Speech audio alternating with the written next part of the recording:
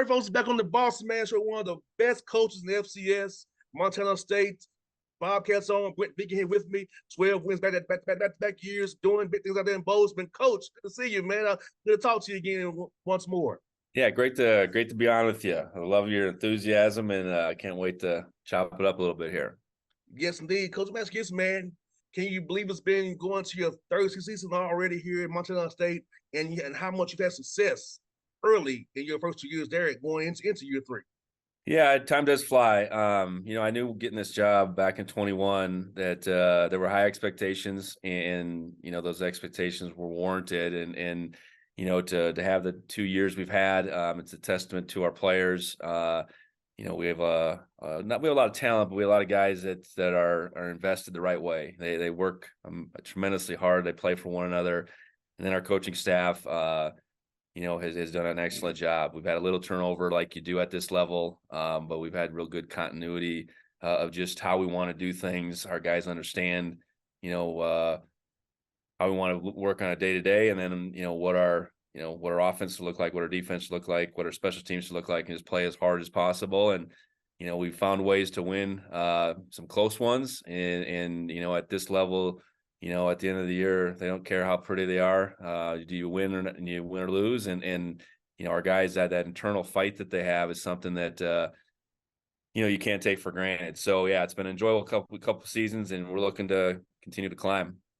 Coach, what I love about I watched your team last season is I could see how well coached they were for the details. They kept their principles. They played fast, played hard. You are every phase of the game. You are connected in every phase of the game. I saw connectivity on your sidelines. Guys who were not playing with each other. So when I see a team like that, the way your team was coached last year, man, I see the culture you've built, man. I see why you've won 12 games 2 years in a row. Yeah. We want to play complementary football. I think that's what you speak to when you talk. The offense got to feed off the defense and vice versa. Our two teams have been quite a bit different. We were a little stronger defensively, just personnel wise. Our first year, we were younger on offense that first year, and that kind of flipped a little bit last year. So we had to find different ways to win. But in each one of those games, we really. We need to take the ball away on defense. We need to protect it on offense. That works together. We need to play a really good offense in the red zone, and we need to, on the flip side, play really good defense. And special teams really is that hidden deal that decides so many games. And our guys take a great deal of pride in their efforts on special teams, and we were able to really get a boost in the return game last year. We kicked and punted well, and we didn't punt that much, which was a good thing. But ultimately, yeah, our guys understand that it is a team game. We win as a team. It takes contributions from everybody, and just that appreciation for one another and playing for one another. That's hard to quantify, but I do believe we have it. No doubt, Coach. Now, I feel like watching your team play also, they took every play as important. Like for playing the first quarter is important, playing the fourth quarter, because you and I both know this from playing football and coaching football that, hey, a play in the first quarter could affect you in the fourth quarter. Would it be that penalty, hitting yards with a penalty, or miss catch or drop interception? Those little things add up to those close games in the fourth quarter. So being attention to detail from the kickoff, which is just what your team did, was amazing. It was great to watch as well, Coach Vigen. I really enjoyed it. Yeah, our guys are ready to go from the jump. And we got behind in a couple games, but hung in there. We got some leads in some games, but yeah, staying consistent. That's an attention to detail. It's focus, it's effort. Again, it's about valuing each opportunity we get, and within a football game, that is each and every play, and understanding that all 11 guys out there have to be thinking that way. You get one guy sidetracked, that doesn't work in the game of football. So yeah, we got a group that's bought in. They play their tails off. Effort is a tough thing to.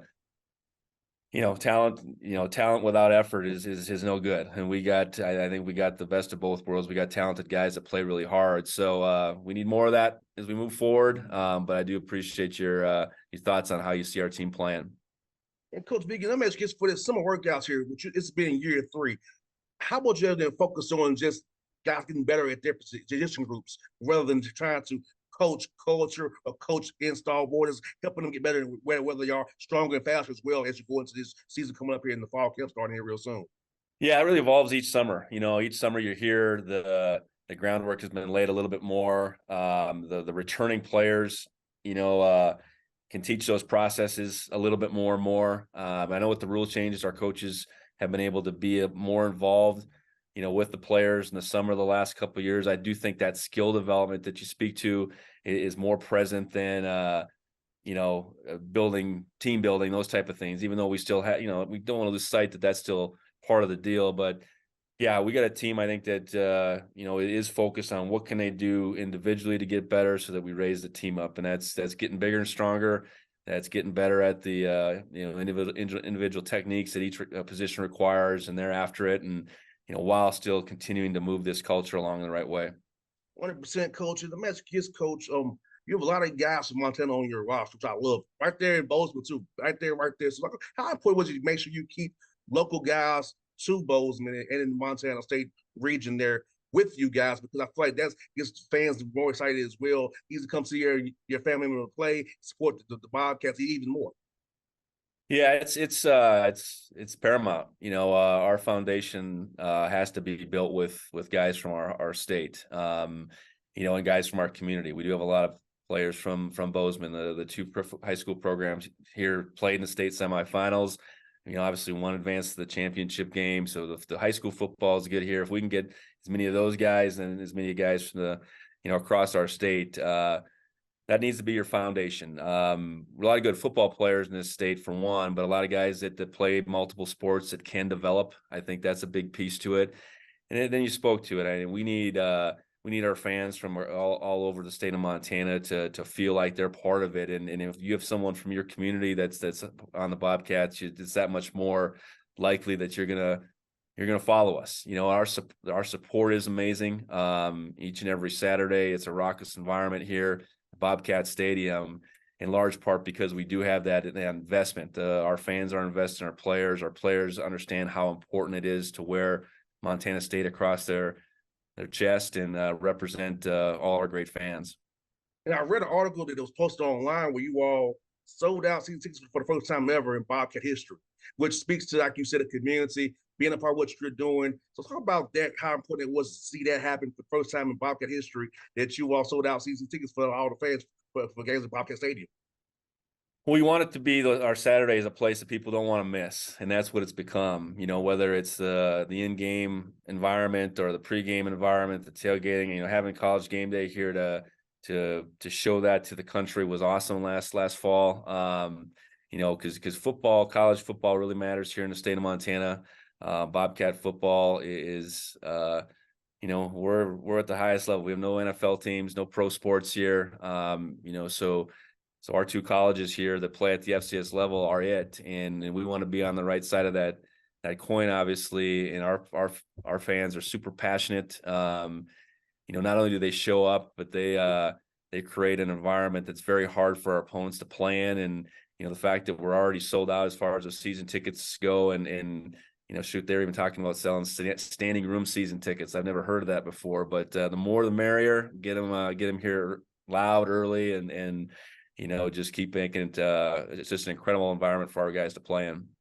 100%. College game day since showing you all out there in Bozeman, man. It was great to see. I know my man he's down left. Spring told me about how it was out there. But seeing it on college game day for people down here in Atlanta who never been out there before, I've been out there a few times myself. But it's like seeing it, man. It's like that environment be fun. The cold might not work for me, but it was fun to watch it, man, and enjoy. See what you all doing out there, man. It was fun to watch, Coach. Yeah, they painted a good picture. It was cold that day. There was no denying that. That wasn't for show. It's not always that cold, but it was that particular day. The sun shined on the game, though, and it was a beautiful Saturday afternoon for football.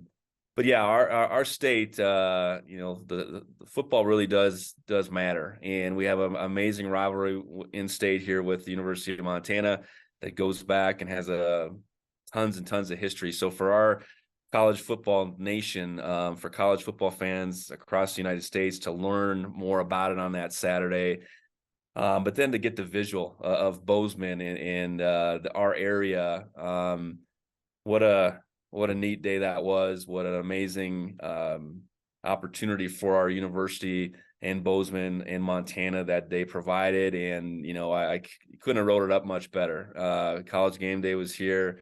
We won the game, we won the conference, and, by the end of it, it was only 2:00. All that was wrapped up into a pretty early morning, or 2:00, 3:00. So, no, great experience. And, we look forward to the next time that we're on the national stage. Coach Vigen, tell me about the Big Sky Conference. For the fans out there who don't realize how tough the Big Sky Conference really is. So talk about that. You have Davis in your conference too. You just plays out in the Big West, but really football Yeah. is the Big Sky. So talk about how tough this guy is and the opponents you face every Saturday out there when you're in conference play. Yeah, the landscape of FCS football has changed dramatically. My last year at North Dakota State was 2013. So 10 seasons ago, and it was evolving through that stretch. Many of the schools, the powerhouse schools in the South, were moving up, the App States, the Georgia Southerns, to name a few, and it was changing, and you could tell the shift in just the investment. Was more centered around the Missouri Valley. It was moving away from the East and the South a little bit, but the Big Sky was still lingering. And now to have coached in the league going on 3 years now, that's the piece I think that's continued to evolve, is just the investment that many of our institutions have made in football. The number of playoff teams, with 5 last year, and really Davis, you mentioned them. They were a playoff caliber team that was on the outside looking in. Felt like half our league could have got in the playoffs and done some damage. And, it does provide for a gauntlet as you work through the conference season. Winning our league, I believe, is a challenging deal. And you get through our league, you're going to be prepared for postseason play. And, right now it's been a bunch of years since the Big Sky has won a national championship. I know the Missouri Valley, between North Dakota State and now South Dakota State, have held that down. But, I think it's due time for the Big Sky to break through and win a national championship, and that's what we're aiming for. And Coach, you have 3 interesting games here, non-conference wise: Utah Tech, South Dakota State, and Stetson. Talk about scheduling those games and how you want to use those games to kind of prepare your team for that Big Sky goal. Well, when you get a job, those games are already scheduled. I know that much. But, the makeup of our schedule, I know with those 3 games, we want to be at home a couple times. And we have the bookends, game 1, game 3 with Utah Tech and Stetson. Our Utah Tech game is a home and home. They're an emerging program, formerly Dixie State. And I think that's going to be a good opening test for us. I've seen a lot of improvement out of their program the last couple of years. We've played a Pioneer League school or 2 in one case, each of my first 2 years. That's what we get in Stetson, that 3rd game. But obviously in between there is that South Dakota State matchup, and we have a home and home now with them. They come back here in a few years. I think you have a couple choices there when you go on the road. You can be in this home and home game like we are this year. You can play an FBS game like we have the previous 2 years. And no matter what, you're going to get tested. You're going to find out a lot about your team when you bring that level of competition to your schedule. Our season ended there in Brookings, South Dakota last December. I know our guys are really hungry to go back there. It's going to be quite a bit different, probably 90, 100 degrees difference from when we played back in December. They got an excellent team. They were playing really good football, great football, tail end of the season, won a national championship. So that'll be an amazing test. I think you want to be tested. You want to get guys experience. You want to be able to play in front of your whole home crowd a couple times. You want to get into conference play, which our 4th game, we go on the road to Weber State. You want to be a different team come conference play than you are leave in August. And that's the goal of those first 3 games. You certainly hope to win them all, and that's what we're aiming to do. But more than anything, you want to be ready for conference play. That's one, Coach. I know fall camp is right around the corner. So how you spend these last few weeks before camp starts, and what you would for is kind of doing things with the family before it gets really crazy for you? Yeah, we've been able to. We had our camp season through June, so we've actually taken a little bit of time the last couple weeks. I have 3 boys, so I have one in college, but then one that's playing a bunch of AAU basketball, and I have another that's 12 who's playing some baseball. So chasing around. I was in LA with the basketball player last weekend. I'm going to Washington here in a couple weekends. The 12U team out of Bossman made the regional. So that's a lot of it, just chasing our kids around, enjoying time with them while they're young, and you get a chance to experience, their enjoyment about being a part of different sports actually, and then they'll all flip to being football players in the fall, and I'll hopefully get a chance to see them play every once in a while. They are getting out to Glacier National Park at the end of July. One of the more beautiful places in the world, happens to be in the state of Montana, so we want to experience that as a family as well. Sounds good, Coach. Coach, I look forward to talking to you down the road, man. I'll be cheering for you. I got my eye on you as always, man. But best of luck to you this season. I thank you for on the show as always. All right, appreciate it. Go Cats.